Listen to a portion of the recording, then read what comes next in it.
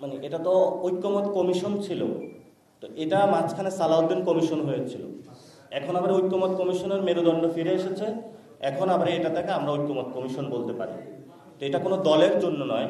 সালাউদ্দিন কমিশনে জুলাই সনদ বাস্তবায়ন কী হবে সেটা নিয়ে তারা কোনো আলোচনা করে নাই।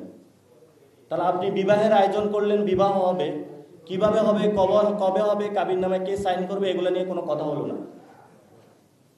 এই জন্য আমরা বলি সালাউদ্দিন কমিশন থেকে ঐক্যমত কমিশন তার মেরুদণ্ড খুঁজে পেয়েছে, এই জন্য আমরা ঐক্যমত কমিশনকে ধন্যবাদ জানাই। আর আমরা এনসিপির পক্ষ থেকে এই দাবিগুলো জানাইনি।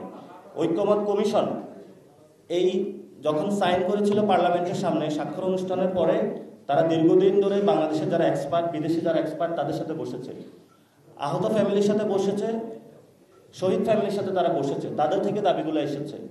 আমরা এনসিপির পক্ষ থেকে রাজনৈতিক জায়গা থেকে সালাউদ্দিন কমিশন বাংলাদেশকে অন্য খাতে প্রভাবিত করার জন্য প্রচেষ্টা চালিয়েছিল, আমরা ঐক্যমত কমিশনের মেরুদণ্ডকে সোজা করে তাদের জায়গায় নিয়ে এসেছি। আমরা সরকারকে বলেছি যে আপনারা সালাউদ্দিনের কমিশনের মধ্য দিয়ে যান, তাহলে আহত শহীদ ফ্যামিলি যারা রয়েছে তাদের সাথে গাদ্দারি করা হবে। তো আমরা এনসিপি জনগণের যে রাজনীতি সেটাকে সঠিক পথে নিয়ে এসেছি।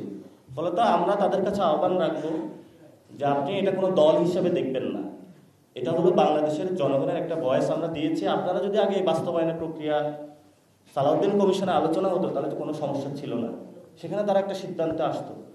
আমরা যখন বলেছি যে আমরা এই সিদ্ধান্তটা না দেখে আমি তো অন্ধভাবে সাইন করতে পারি না, তাহলে ওনারা এটা তো ওনারা ভুল করেছেন, যে ওনারা বাস্তবায়ন প্রক্রিয়াটা কেমন হবে সেটা দেখেই বিএনপির সাইন করা উচিত ছিল।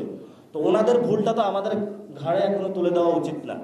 তো সেই জায়গা থেকে বিএনপির প্রতি আহ্বান থাকবে যে আপনারা নিজেদের ভুল অন্যদের উপরে চাপিয়ে দেওয়ার চেষ্টা করবেন না। আপনি সাইন করে ভুল করেছেন, আপনার দেখা উচিত ছিল যে বিলটা কি হয়। আমরা সেই দাবিগুলো দিয়েছিলাম, আমরা আপনাদের কাছেও গিয়েছিলাম। সো এই জন্য হলো, যদি দীর্ঘদিনের পুরাতন রাজনীতির দল বলে সব জানতা আপনাদেরকে মনে করুন, মাঝে মধ্যে খেলতে গিয়ে একটু ভুল করে ফেলেন। এখন এবার ভুল করে ফেলেছেন, এবার ভুলের কাফারা আপনারা আদায় করুন, জনগণের সাথে আসুন এবং জনগণের পক্ষে থাকুন। আর এখানে তো রেফারিকে ফাউল করতেছে, রেফারিকে তো দায়িত্ব পালন করতে দিচ্ছে না। ছিল ঐক্যমত কমিশন, বানিয়ে দিচ্ছে সালাউদ্দিন কমিশন। তা আমাদের দায়িত্ব তো হলো রেফারিকে তার দায়িত্ব পালন করতে দেওয়া। সেজন্য হলো উনি এটার মাধ্যমে আসলে যখন বলতেছেন অনৈক্য, এখন বিএনপির কথা যে জনগণের বিপক্ষে গিয়ে বিএনপি যদি একটি কথা বলে আর জনগণের পক্ষে কথা বললে যদি অনৈক্য সৃষ্টি হয়, আর এটার মাধ্যমে তারা হলো জুলাই চার্টার হলো বন্ডল করে আওয়ামী লীগকে ফিরিয়ে আনার প্রচেষ্টা বাংলাদেশে চেষ্টা চালিয়ে যায়, সেটা তো আমরা বাংলাদেশে হতে দিব না। তারা গত 15 বছরে ধাক্কা দেয়, নড়ে না, শেখ হাসিনার গদি নড়ে না, শুধু ঢুলে নড়ে না। কারণ এক দিনের বেলায় গদি হলো ডুলাতো, রাতের বেলায় আবারই গিয়ে হলো গদিটা ঠিক করে দিত। রাতের অন্ধকারে গিয়ে সবার সাথে আবারই কম্প্রোমাইজ করতো। ব্যাংক বাণিজ্য থেকে শুরু করে বাংলাদেশের সব কিছুই তো তাদের অবস্থানগুলো ছিল। তা আমরা দিনও গদি ঝুলিয়েছি, রাতের বেলায় হলো গদি নাড়া দিয়েছি, এই জন্য গদিটা হলো সটকে গেছে।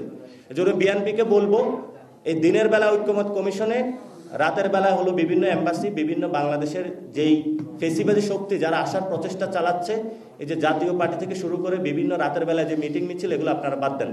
দিনের বেলা ঐক্যমত কমিশনের যেভাবে সময় দিয়েছেন, রাতের বেলা সংস্কারের জন্য সময় দেন, তাহলে এই ধরনের ভবিষ্যতে আপনারা ভুলও করবেন না, বাংলাদেশকে একটি সুন্দর জায়গায় আপনারা নিয়ে যেতে পারবেন।